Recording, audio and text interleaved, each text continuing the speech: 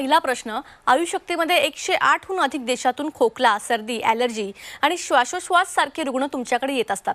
तर त्यांना कशामुळे हा त्रास होतो आणि तुम्ही त्याच्यावर कशा पद्धतीने ट्रीटमेंट करता? आपण सर्दी, खोकला किंवा दमा हे जे विकार आहेत त्याला आपण आयुर्वेदामध्ये शास्त्रीय भाषेमध्ये कास, श्वास, प्रतिशय असे विकार म्हणून संबोधतो. याचं जर आपण प्रमुख कारण ह्याचा विचार केला तर शरीरातली प्रतिकार शक्ती कमी होणं असं ते प्रमुख कारण आहे. आणि ती प्रतिकार शक्ती याला आपण शास्त्रीय भाषेत ओज असं म्हणतो. मग ते ओज कमी झालं की अशा प्रकारचे अनेक विकार उद्भवतात. पण मग ते का उद्भवतात, त्यासाठी काय करायचं? तर आपण आयुर्वेदानुसार काही 4 प्रमुख गोष्टी सांगितल्या आहेत. त्याला आपण आधारस्तंभ म्हणू.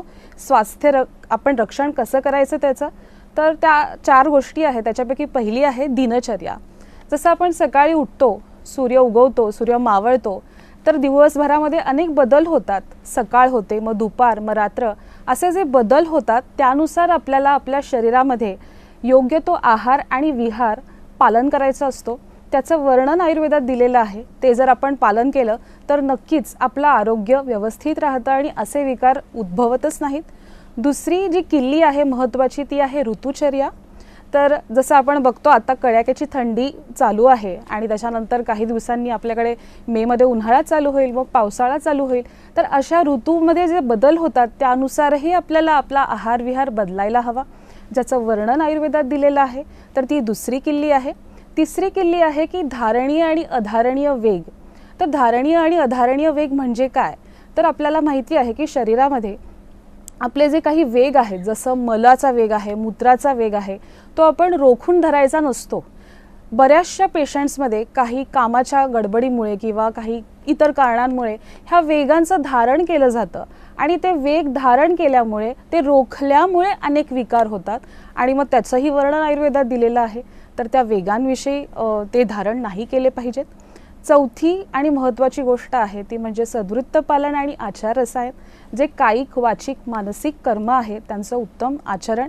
तर ह्या 4 गोष्टी प्रामुख्याने सांगितलेल्या आहेत.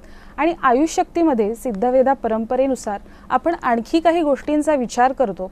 त्यामध्ये आहे की जाठराग्नी.